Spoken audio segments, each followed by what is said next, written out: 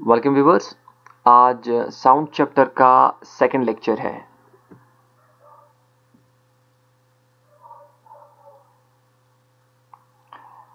तो आज का जो लेक्चर है वो इन कंटिन्यूशन टू प्रीवियस लेक्चर है कि हम साउंड के बारे में जो बात कर रहे थे। ठीक है, तो आज हम पढ़ेंगे कैरेक्टरिस्टिक्स ऑफ वाइब्रेशन। ठीक है, तो characteristics of vibration, the important characteristics of the vibration are its frequency, amplitude and time period। ठीक है, तो तीन कैरेक्टरिस्टिक्स जो हैं वो हम है किसकी, वाइब्रेशंस की है। एक तो पहले क्या है, फ्रीक्वेंसी है, दूसरा एम्पलीट्यूड है और तीसरा जो है वो टाइम पीरियड है। These determine the characteristics of sound produced। ठीक है, तो किस किस्म का जो है साउंड प्रोड्यूस हो जाएगा वो डिपेंड करता है कि उस साउंड की फ्रीक्वेंसी क्या है, उसका एम्पलीट्यूड क्या है और उसका टाइम पीरियड क्या है। तो पहले हम जानेंगे फ्रीक्वेंसी के बारे में। The number of vibrations made by the vibrating body in 1 second is known as its frequency. तो कितने नंबर ऑफ वाइब्रेशंस, ठीक है, वाइब्रेशंस हम पहले पढ़ चुके हैं। To and fro motion of any object is called vibration. ठीक है, तो वाइब्रेशन जो है तो वाइब्रेटिंग वो किससे होता है, वाइब्रेटिंग बॉडी से होता है। तो एक सेकंड में जो वाइब्रेटिंग बॉडी है वो कितने नंबर ऑफ वाइब्रेशंस करेगी, ठीक है, उसको हम क्या कहते हैं, फ्रीक्वेंसी कहते हैं। तो ऐसा unit of frequency is hertz. ठीक है, तो ये फ्रीक्वेंसी का जो यूनिट है वो क्या है, हर्ट है। Second is amplitude. ठीक है, the maximum extent of vibration of the vibrating body from its mean position is known as its amplitude.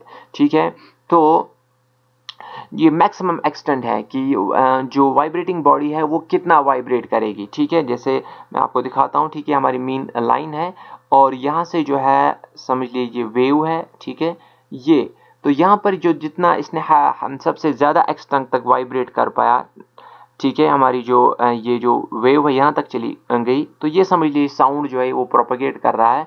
और ये कितना चला गया, तो ये देखिए मैक्सिमम एक्सटेंट तक चला गया। ठीक है, तो ये जो एक्सटेंट यहाँ पर चला गया, ये जो एक्सटेंट चला गया, तो मैक्सिमम एक्सटेंट तक जितना हम जो है साउंड चला जा सकता है यानी वाइब्रेशन कर सकता है, उसको हम क्या कहते हैं, इसको हम एम्पलीट्यूड कहते हैं। ठीक है, तो फ्रॉम द मीन पोजीशन, ठीक है, जो वाइब्रेटिंग बॉडी जो है, जो ऑब्जेक्ट कोई है वो क्या कर रहा है, वो वाइब्रेट कर रहा है, तो मैक्सिमम एक्सटेंट कहाँ तक वो वाइब्रेट करेगा, उसको हम क्या कहते हैं, उसको हम एम्पलीट्यूड कहते हैं।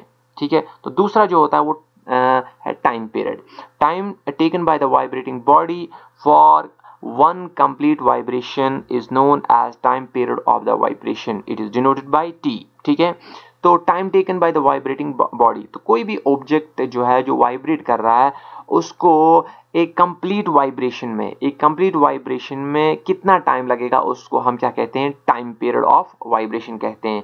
तो जैसे ये देखिए यानी एक साइकिल कंप्लीट हो रहा है यहाँ पे। ठीक है, तो ये इसने क्या किया, टू एंड फ्रो मोशन, जैसे हम बोलेंगे अप एंड डाउन या बोलेंगे अप बोलेंगे और ये हम बोलेंगे ये डाउन हो गए यहाँ पर। ठीक है, अप एंड डाउन या टू एंड फ्रो मोशन, तो ये जब इसने कंप्लीट एक साइकिल किया अप एंड एक डाउन, फिर वापस आया अपनी मेन पोजीशन पर। ठीक है, अपनी मेन पोजीशन से ये अपवर्ड्स गया, ऑब्जेक्ट वाइब्रेशन हुई और फिर मेन पोजीशन से डाउन होके फिर वापस आया, तो एक कंप्लीट साइकिल हो गया। ठीक है, इसमें तो ये जो कंप्लीट एक साइकिल है ये हम कहेंगे कि टाइम पीरियड ऑफ वाइब्रेशन है। It is denoted by T. ठीक है, तो T is equal to 1 by F. F means frequency and f is equal to 1 by t। the time period and frequency are reciprocal to each other। तो ठीक है, तो इसका मतलब ये होगा, रेसिप्रोकल का मतलब ये हो गया कि टाइम पीरियड जितना ज्यादा होगा फ्रीक्वेंसी उतनी कम होगी। ठीक है, अगर फ्रीक्वेंसी ज्यादा होगी तो टाइम पीरियड कम होगा। ठीक है, तो फ्रीक्वेंसी आपको पता ही है, number of vibrations in 1 second by produced by any vibrating body. तो कितनी वाइब्रेशंस जो प्रोड्यूस कर रहा है एक वाइब्रेटिंग बॉडी, तो उसको क्या कहते हैं, उसको वाइब्रेशन कहते हैं। तो ठीक है, तो यहाँ पर जो इक्वेशन बन गई, t is equal 1 by F and f is equal 1 by T. ठीक है, तो ये था टाइम पीरियड के बारे में। अब हम चलते हैं कैरेक्टरिस्टिक्स ऑफ साउंड। ठीक है, तो कैरेक्टरिस्टिक्स ऑफ साउंड क्या क्या है। ठीक है, पहली कैरेक्टरिस्टिक्स पढ़ते हैं। The two and fro motion of vibrating object is called oscillatory motion. ठीक है, तो इस टाइप का जो मोशन है, ठीक है, किसी भी वाइब्रेटिंग ऑब्जेक्ट का जो वाइब्रेट कर रहा है टू एंड फ्रो मोशन उसमें प्रोड्यूस होता है, उसको हम क्या कहते हैं, उसको हम ऑसिलेटरी मोशन कहते हैं। ठीक है। Second, the number of oscillations per second is called frequency of oscillation, it is expressed in hertz. ठीक है। The number of oscillations per second उसको हम फ्रीक्वेंसी कहते हैं और ऑसिलेशन कहते हैं, इसको एक्सप्रेस किया जाता है हर्ट्ज में। ठीक है। Next, time taken by vibrating particle for one full vibration और oscillation is called time period of oscillation. ठीक है। तो उसको हम कहते हैं टाइम पीरियड ऑफ ऑसिलेशन, जब एक वाइब्रेटिंग पार्टिकल या एनी ऑब्जेक्ट, ठीक है, तो वो कंप्लीट वन वाइब्रेशन करता है, उसको हम ऑसिलेशन भी कहते हैं। Property by which sound can be differentiated are amplitude and frequency. तो किसी भी साउंड को हम डिफरेंशिएट कर सकते हैं on the basis of amplitude and frequency. ठीक है। Different amplitude, different frequency, different sound. ठीक है। The characteristics of sound are loudness, pitch and shrillness and quality और टिम्बर। ठीक है। तो ये सारी कैरेक्टरिस्टिक्स है किसकी हैं, साउंड की। लाउडनेस होता है, पिच उसकी होती है, और शिलनेस होती है, या हम क्वालिटी कहेंगे या टिम्बर कहेंगे हम। ठीक है। तो ये जो है कैरेक्टरिस्टिक्स क्या किसके हैं, साउंड के हैं। तो पहला कैरेक्टरिस्टिक्स हम पढ़ते हैं loudness. The loudness of sound is proportional to square of amplitude. ठीक है। तो जो लाउडनेस है, ठीक है ना, लाउडनेस यानी कितना ऊंचा, ठीक है, जो साउंड है, ठीक है, वो प्रोपोर्शनल है स्क्वायर ऑफ एम्पलीट्यूड, यानी जितना एम्पलीट्यूड ज्यादा होगा, तो जितना एम्पलीट्यूड जो है उसका जब स्क्वायर किया जाएगा वो है वो प्रोपोर्शनल है। ठीक है। तो हम बोलेंगे ऐसे, loudness is proportional to square of amplitude. ठीक है। इस तरीके से हम याद रखेंगे। ठीक है। तो एम्पलीट्यूड जितना ज्यादा होगा उतना जो है साउंड में लाउडनेस ज्यादा होगी। Large the amplitude of sound more is loudness. ठीक है। The roar of line is more than that of the person. ठीक है। तो जो रोर ऑफ लाइन है, जो लाइन जब गरजता है, ठीक है, वो उसमें जो साउंड होता है, ठीक है, उसकी आवाज जो होती है वो बहुत ऊंची होती है। क्यों होती है? क्योंकि उसका एम्पलीट्यूड बहुत ज्यादा होता है। The loudness of sound is measured in decibels. ठीक है। तो डेसिबल्स में जो है साउंड को मेजर किया जाता है। If loudness exceeds 80 dB then the sound become the physically painful. ठीक है।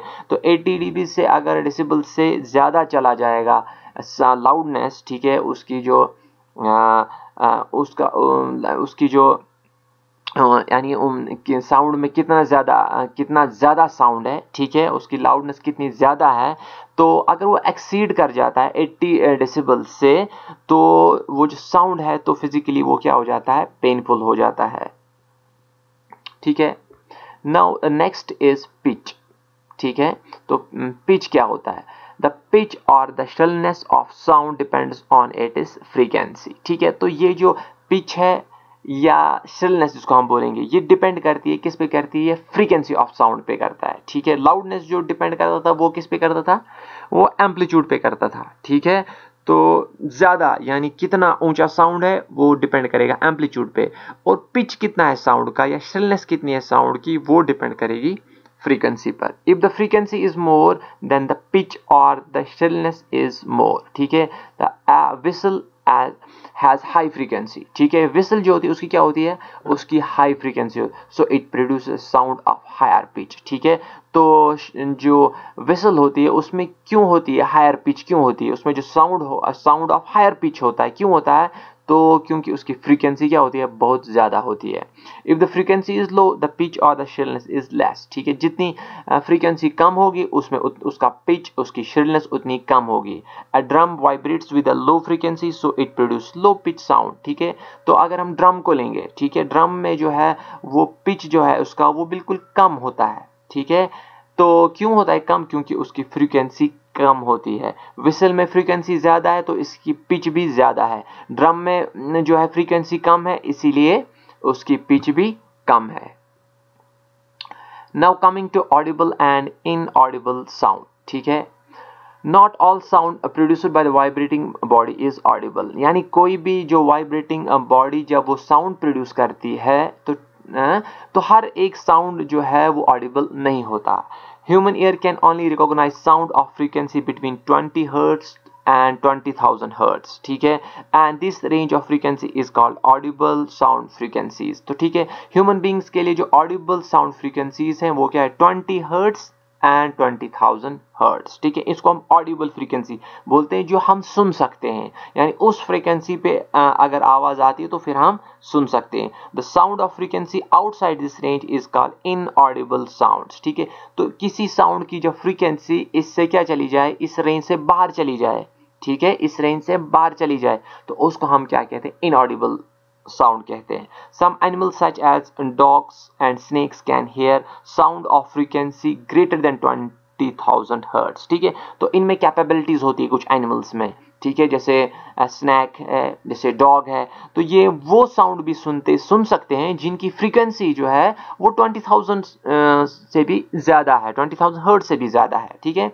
तो sounds of frequency less than 20 hertz are called infrasonic sound. तो वो साउंड्स जिनकी फ्रीक्वेंसी 20 हर्ट्ज से कम है उनको हम इंफ्रासोनिक साउंड्स कहते हैं, while the sounds of frequency greater than 20,000 are called ultrasonic sounds, ठीक है। तो साउंड्स जो है टू टाइप्स के, इंफ्रासोनिक एंड अल्ट्रासोनिक। इंफ्रासोनिक जिनकी जो frequency less than 20 hertz, and ultrasonic जिनकी जो फ्रीक्वेंसी है greater than 20,000। Now coming to next is sound travel, ठीक है, and sound speed, ठीक है। पहले sound travel के बारे में पढ़ेंगे। Sound travel through a medium in the form of wave, ठीक है। तो sound जब travel करता है वो क्या करता है, in form of wave करता है, ठीक है, किसी भी मीडियम में, ठीक है। जो sound जो travel करता है वो क्या करता है, वो तो जो भी मीडियम हो उसमें इन फॉर्म ऑफ वेव करता है। When vibration takes place, they are transmitted through the medium and form alternate compression and rarefactions। तो जब साउंड जब वाइब्रेशन होती है, जो वाइब्रेशन जब भी होती है तो क्या होता है, ये ट्रांसमिट होती है थ्रू मीडियम। जो भी मीडियम जब होगा वो उस मीडियम के थ्रू ट्रांसमिट होता है, यानी आगे चला जाता है, प्रोपेगेट आगे हो जाता है, ठीक है। And from the alternate compressions and rarefactions, ठीक है। तो एक तो कंप्रेशंस आ जाती हैं, ठीक है, कंप्रेशंस आ जाती हैं, ठीक है, और रियरफैक्शंस आ जाते हैं। आप देख सकते हैं जैसे मैं यहाँ पर ड्रॉ कर रहा हूँ, ठीक है। तो ये कंप्रेशंस है, ठीक है, छोटे छोटे जो है कंप्रेशन, उसके बाद रियरफैक्शन स्टार्ट हो जाते हैं, ठीक है। तो ये जो है ये कंप्रेशन है और ये क्या है, ये रियरफैक्शन है। तो इस तरीके से जो है टू पोर्शन बन जाते हैं। तो कंप्रेशन रियरफैक्शन, कंप्रेशन रियरफैक्शन, तो इस वजह से क्या हो जाता है, साउंड जो है वो प्रोपेगेट आगे करता है। Compressions are the regions in the medium where the particles are closer, ठीक है। जैसे कि आप देख रहे हैं यहाँ पर पार्टिकल्स क्या है, बिल्कुल क्लोजर है। तो जहां पर पार्टिकल्स जो है क्लोजर है वो क्या है, वो कंप्रेशन वाला रीजन है, ठीक है। whereas the rearfractions are the region in the medium where the particles are separated out। तो देख रहे हैं जैसे कि हम देख सकते हैं यहाँ पर पार्टिकल्स जो है वो दूर दूर हैं, ठीक है। तो यहाँ पर जब पार्टिकल्स दूर दूर है वो वाले एरियाज जो हैं, ठीक है, उनको हम रियरफैक्शन कहते हैं। Now coming to speed of sound. The speed of sound change with the change in medium, ठीक है। जैसे जैसे मीडियम चेंज हो जाएगा तो स्पीड ऑफ द साउंड जो है वो चेंज हो जाएगी। The speed also depend on the physical state and the temperature of the medium, ठीक है। तो जो स्पीड ऑफ द साउंड है वो डिपेंड करती है कि फिजिकल स्टेट, यानी फिजिकल क्या स्टेट है, ठीक है, मीडियम का। इसी तरह टेम्परेचर ऑफ द मीडियम, यानी मीडियम का क्या टेम्परेचर है उस पर भी डिपेंड करता है हमारा साउंड जो है, sound speed of the sound depend करती है इन चीजों पे। At higher temperature the speed of the sound is higher, ठीक है। तो इसका मतलब जितना ज्यादा प्रेशर ज्यादा होगा उतना ज्यादा हायर साउंड होगा। while the lower the temperature speed decreases, जैसे जैसे टेम्परेचर डिक्रीज होता है तो स्पीड ऑफ द साउंड भी डिक्रीज होती है। The speed of the sound is maximum in solid, तो सॉलिड्स में जो है वो मैक्सिमम होती है, ठीक है। जैसे यहाँ ये जो है कितनी होती है, 5920 मीटर्स पर सेकेंड, ठीक है, इन स्टील, ठीक है। जैसे स्टील जो है एक मीडियम समझ लीजिए, तो मटेरियल है, एक मीडियम है, उसमें जो साउंड जो ट्रैवल करता है वो स्पीड से कर लेता है। लेसर इन लिक्विड 1480 मीटर्स पर सेकेंड इन वाटर, ठीक है। तो वाटर में 1480 मीटर्स पर सेकेंड से साउंड जो है वो ट्रैवल करता है, और मिनिमम जो है वो गैस में 330 मीटर्स पर सेकेंड इन एयर, तो एयर में बिल्कुल ये कम करता है। तो हाईएस्ट किस में है, हाई स्पीड जो है, मैक्सिमम स्पीड जो है वो किधर सॉलिड में है, और लेसर कहाँ है, लिक्विड में, और बिल्कुल मिनिमम जो लीस्ट है वो कहाँ पर है, वो एयर में है। ठीक है, तो आज के लिए इतना ही। तो ठीक है, thanks for watching loan star academy. तो लोन स्टार एकेडमी से आपको वीडियोस प्रोवाइड हो रहे हैं, तो आप तक इंफॉर्मेशन पहुंच रही है, तो आप इसको लाइक शेयर एंड सब्सक्राइब करना ना भूलें। Thanks a lot.